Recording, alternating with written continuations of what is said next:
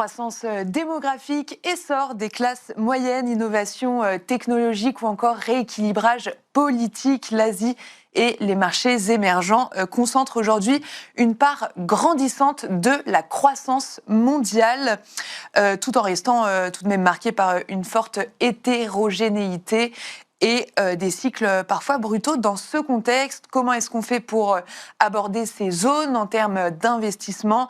Quel pays, quel secteur et quel véhicule faut-il privilégier? Et comment intégrer l'Asie et les émergents dans une allocation de long terme tout en maîtrisant les risques? Pour décrypter tout cela, je suis ravie de recevoir en plateau Bing Yuan. Vous êtes gérante émergent Action internationale chez Edmond Rothschild Asset Management. Bonjour. Bonjour Pauline. Alors je vous propose de commencer directement avec les performances sur ces marchés asiatiques et émergents qu'on a pu constater en 2025. Qu'est-ce qu'on peut dire sur ça, Bing ? Oui, alors que pour beaucoup de classes d'actifs en 2025 ont connu une super performance, mais notamment pour les actions émergentes, parce que si on regarde MSCI Emerging Markets, ça a enregistré une performance de 30% en dollars. J'aimerais souligner que c'est la première fois depuis 2017 que la majorité de ces régions émergentes ont surperformé les actions américaines. Alors, il y a plusieurs raisons. Bien sûr, la faible dollar contribue forcément une grande partie, parce que quand le dollar est faible, les investisseurs ils cherchent à se diversifier et un rendement ailleurs. Et donc, à compenser cette baisse du dollar. Exactement, et c'est ce qu'on voit d'ailleurs sur les actions européennes aussi, mais notamment pour les marchés émergents, c'est particulièrement en faveur. Donc, effectivement, pour tous les pays à la table, vous avez vu, les performances étaient spectaculaires. Donc, quand on parle de marché émergent, c'est quel marché, par exemple, Bing ? Ici, on parle de pays émergents. Si on regarde l'indice émergent, on a à peu près 60% qui est aux alentours de Chine, Corée et puis aussi Taïwan. Donc, ça, ce sont des marchés les plus importants. Après, on a aussi un marché, très, très grand marché, c'est l'Inde. Ensuite, c'est plutôt les côtés LATAM et très peu des pays Europe de l'Est. D'accord. Pourquoi plutôt la tech reste, selon vous, un pilier central sur ces marchés asiatiques ? C'est un énorme sujet, la tech et l'intelligence artificielle. Est-ce que les marchés asiatiques et les émergents peuvent, selon vous, rivaliser avec les États-Unis ? Oui. Alors, si on regarde ce qui s'est passé l'année 2025, les bonnes performances, bien sûr, il y a le faible dollar qu'on a parlé tout à l'heure, mais aussi le côté, un facteur plutôt fondamental, c'est le côté intelligence artificielle. Et les marchés les plus porteurs, c'est plutôt des Corée du Sud et aussi Taïwan, qui étaient au cœur des chaînes d'approvisionnement de IA. Mais côté Chine, c'est un peu différent, parce que si on regarde ce marché-là, ça fait plus que 2 années consécutives qu'on a eu des belles performances. Et là-dessus, attention, ce n'est pas que lié avec IA, avec les semi-conducteurs, parce que c'est plutôt la tech de sens assez large. On a le biotech aussi, on a aussi tout ce qui est lié avec les manufactures avancées, y compris les batteries. Et puis après, en termes de IA, je vois qu'on a des discussions, dire que est-ce qu'on est dans une bulle ou pas. Oui. C'est vrai que si on regarde les côtés financement, certains signaux peuvent poser question. Mais après, quand on regarde adoption, alors on s'attend à un dynamisme toujours très fort. Et c'est pour ça que si on regarde les CES cette année d'ailleurs, quand on voit des grandes tendances plutôt s'orienter vers les AI agents et aussi les physical AI. Et c'est là-dessus qu'on voit, c'est vraiment le marché asiatique, ils sont bien positionnés pour en bénéficier là-dessus, notamment en Chine. Mais surtout sur la tech et l'intelligence artificielle, donc vous parliez de bulles en Asie, et sur les marchés émergents, les entreprises se payent quand même moins cher que les entreprises américaines type Oracle et compagnie.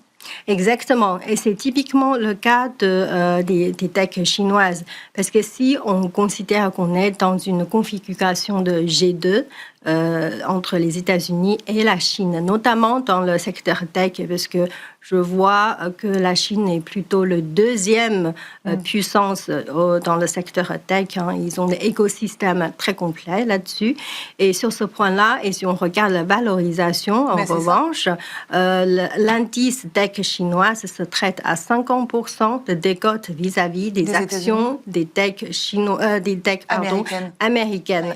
Et donc, ce type de valorisation, de cap de valorisation, on pense que c'est pas justifiable. Et d'ailleurs, c'est ce qu'on voit récemment dans les nouvelles introductions en bourse des sociétés LLM chinoises.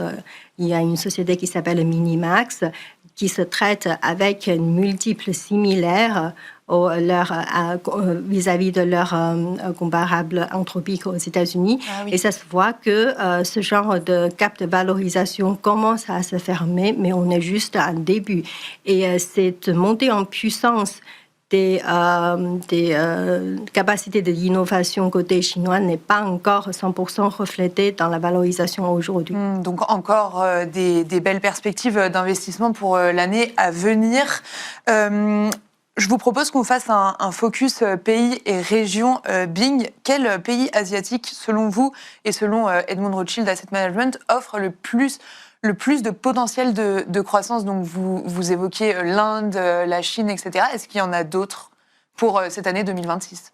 Oui, en fait, la Chine, on peut y revenir après, mais j'aimerais peut-être commencer par aussi la Corée, parce que si on regarde la performance en 2025, on dit que la plupart étaient plutôt contribués par la revalorisation des multiples. Mais alors, cette année, on attend plus une amélioration de bénéfices.